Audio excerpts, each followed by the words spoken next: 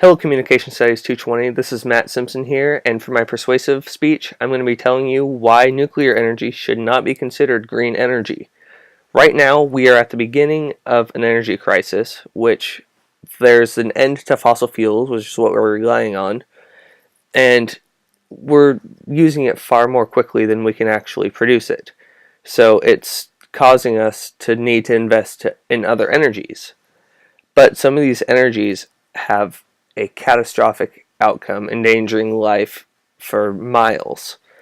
Um, so nuclear energy, there's three main types. There's fission, fusion, and decay. And fission is, for the most part, it's uranium, but it does vary. Um, it's you shoot a proton at uranium, and it splits into krypton and barium, and it has three additional protons which shoot out and cause a chain reaction.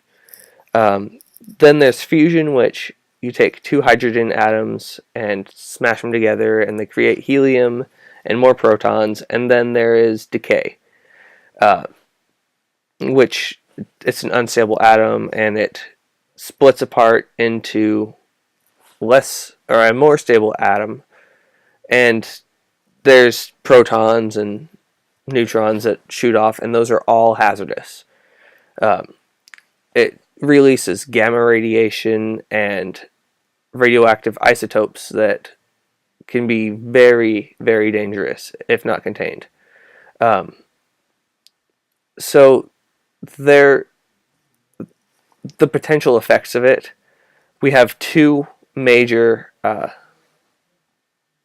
incidences where this actually did go wrong. And that's the Chernobyl meltdown, which took place in 1984, I believe, and Fukushima Daiichi, which was 3 years ago in 2011. So for Chernobyl, pretty much what happened is there was a power surge, and the emergency cooling system went offline and caused a catastrophic meltdown. And I have a map of the area that was affected, and that is Europe. Chernobyl is the dot, and that is, there was, they read higher radiation levels in Italy, which is about 1,200 miles away. It produced 21 days of sun radiation within a day. And it was concentrated in this one little area. So all of the radiation that the sun would hit, or that would hit the earth from the sun, 21 days of that in an instant. The radiation caused damage to about 162,000 and 160 square kilometers. And there were 237 workers that were diagnosed with acute radiation sickness, and that's people trying to evacuate and firefighters coming in. 31 died within the first 3 months, and that's just from the sickness. There were a ton of people that died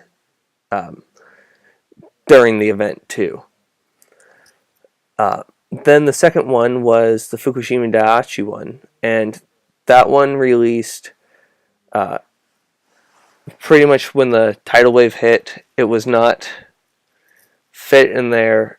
Cooling systems went offline, and they did get it under control, and it was a better built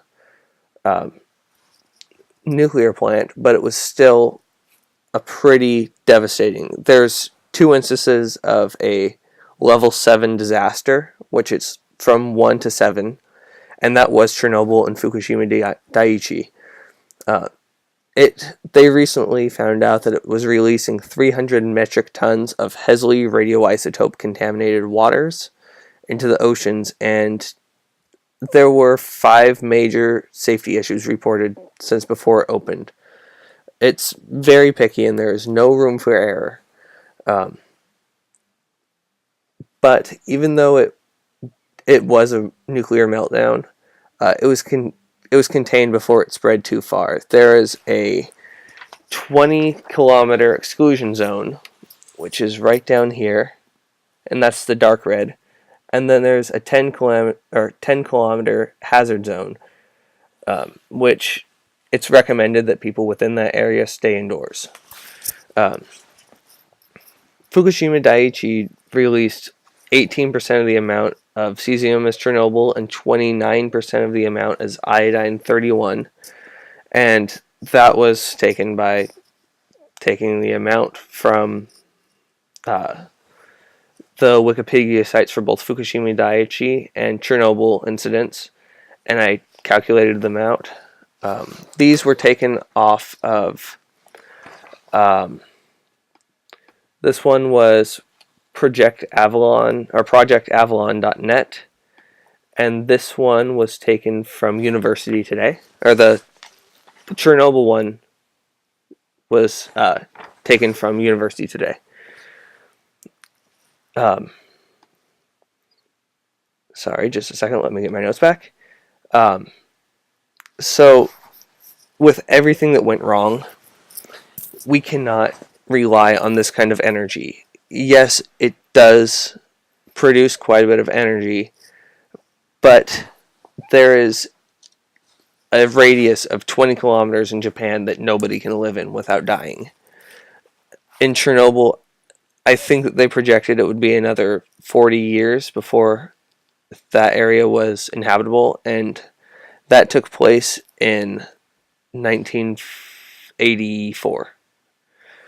It's catastrophic, and the only good thing about it is that there was a fungi discovered that thrives off of radiation, but that is pretty much the only life that can be supported within those areas. And these